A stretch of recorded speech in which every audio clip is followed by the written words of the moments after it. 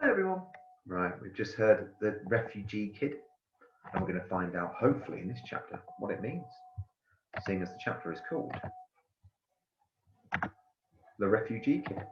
Again, if you want to read along, please do. When I got home that night, I stayed up for as long as I could and waited for my mum to come back from work. It's always 9:30 by the time she gets in on Mondays, because Mondays are late nights at the library. I'm supposed to be in bed by then, or she gets cross, but I didn't mind being told off. Not if it meant I could find out what had made the new boy a refugee kid, and why Mrs. Grimsby thought they caused trouble and took people's jobs all the time. On the bus home, Michael said refugee kids came from big tents in the desert, but then Josie said that no one was allowed to live in tents in England, except for when they were going on a camping trip, because it was against the law. And Tom said he'd heard of refugees on the television, but couldn't remember why they were running away, and that England didn't have any deserts with lots of tents in it anyway.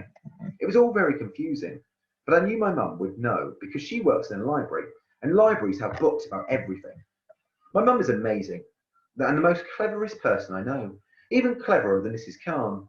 She works two jobs. She's a librarian during the week, and on Saturdays she's a carer. She looks after people who can't eat or walk or remember things properly anymore, or who are too sick to live on their own. Because Mum has to work all the time, I don't get to see her lots, except on Sundays. Sundays are our special adventure days. We used to have them all the time with my dad.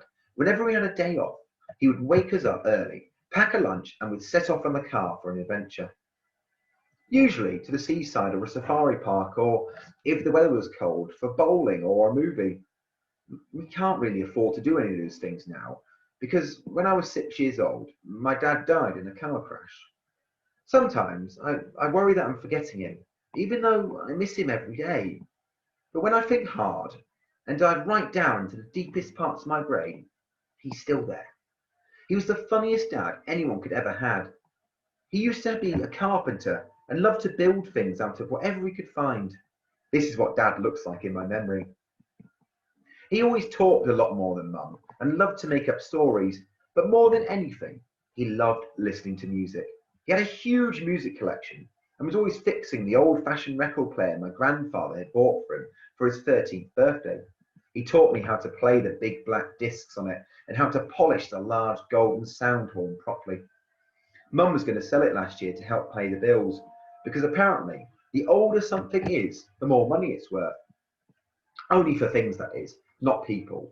But luckily, my Uncle Lenny made her give it to me instead. Uncle Lenny's my mum's brother and is the best uncle in the world, even though he's married to my Aunt Christina, who I don't really like, and has a son called Jacob who likes to break things. He tries to visit us at least once a week, usually on his own. He's always asking me if there's anything I need. I love that about him, and I'll always love him for helping keep Dad's record player. It's in my room now, but I never play music on it unless Mum is out of the house. She doesn't like me using it very much. I think it reminds her of when my dad used to dance around with her after he'd made a chair or a table he was proud of, and it makes her too sad. I'd been playing one of my dad's favourite old records to stop myself from falling asleep when I suddenly heard my mum's key in the door. You can always tell when it's her key in the door and not my Uncle Lenny's because it jangles the loudest. I quickly turned the song off and ran to the living room. "Well, hello there, Munchkin," said Mum. I could tell she was surprised to see me because her eyebrows had jumped up and disappeared into her hair. "What are you doing up so late?" I can't sleep," I said. "Ah," she said, giving me a hug. She looked at me with a frown and touched my forehead. She always touches my forehead when she's worried about me. "You're not feeling ill, are you?" I shook my head. "Have you had your supper?" I nodded. I usually have a tin of soup and a bread roll for supper on the nights Mum can't make it home in time for dinner. Mrs. Abby from next door comes and helps me make it when she knows I'm going to be on my own. She's old and has trouble walking, but sometimes she makes me fish fingers if she's feeling well. My favourite soup is tomato soup because it reminds me of tomato ketchup. And ketchup is one of the most favourite things to eat in the whole wide world. You can add a dollop of ketchup to any dish that's not a dessert, and I'll bet you my pocket money it'll make that dish taste instantly better. It's third on my list of top foods after chocolate and ice cream that comes in a cone from an ice cream van. Well then, said Mum as she put her bags down, let's see if a little hot chocolate doesn't put you right. Come keep me company while I have some tea. I'm not that hungry today. I followed Mum into the kitchen and watched her get out the cocoa jar and switch on the kettle. And then, before I knew it, I asked, Mum, what's a refugee kid? I didn't really mean to blurt it out like that, but sometimes my mouth does things my brain isn't ready for. Mum stopped what she was doing and stared at me. A refugee kid? She asked with a frown on her face. Where did you hear those words? At school, I said. Someone called the new boy in our class a refugee kid. You've got a new boy in your class? I nodded. And Mrs. Khan didn't tell you anything about him? I shook my head. Only that he's called Amit and he's never been to London before. I've been trying to make friends with him, but he doesn't talk to anyone, so I can't tell if he wants to be friends back. I see. Mum fell silent. She poured the milk into the milk pan and waited for it to heat up. I knew she was thinking about something serious because she was rubbing her chin a lot. Mum only ever rubs her chin when she's about to say something serious. Mum, I whispered. But Mum stayed silent, which made me start to worry. Mum usually answers my questions right away. Maybe what Mr. Brown had called the new boy wasn't a nice thing to call him at all. While I waited for my hot chocolate, I went and sat down in my chair and looked out the window. Our flat isn't very big, but we have a small table near the window with 4 chairs around it. I always sit in the chair next to the fridge because I like being able to open the fridge door without getting up. It's like looking into an extra room in the house, but one that's filled with food instead. Whenever I go to my Uncle Lenny's house, I always look in his fridge because his one is so big it almost touches the kitchen ceiling. If he had to, my Uncle Lenny could live in his fridge. He'd have to take out all the shelves and things, but he could definitely live in it in standing up if he wanted to. I think it's good to have a fridge that's big enough to stand in. It means you'll never run out of food like we do sometimes, and if you do, you can go and have a wander in it. When Mum had finished making hot chocolate and her tea, she sat down in her chair, which was opposite mine, and took out 2 lumps of sugar from the sugar jar. Keeping them balanced on a spoon, she slowly swirled them into the tea in little circles. We both watched them get smaller and smaller until they disappeared. Mum, can you tell me then, what's a refugee kid? I mean, where do they come from? Mum gave me a look.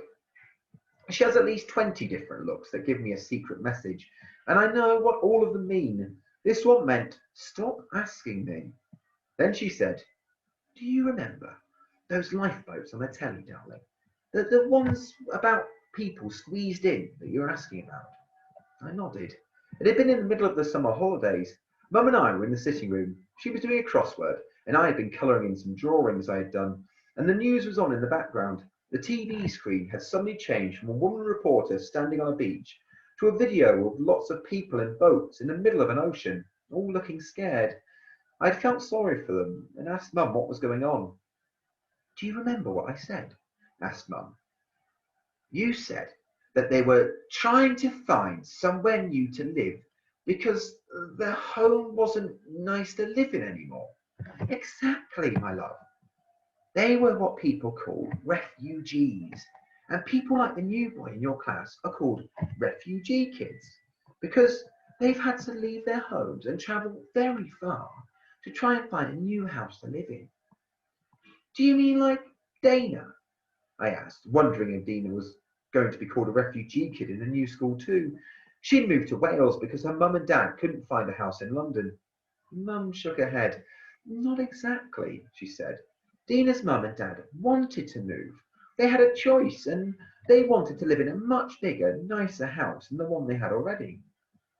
But refugee children have been forced to run away because bad people have made it impossible for them to stay. These bad people dropped bombs on their houses and destroyed all the beautiful parts of the cities.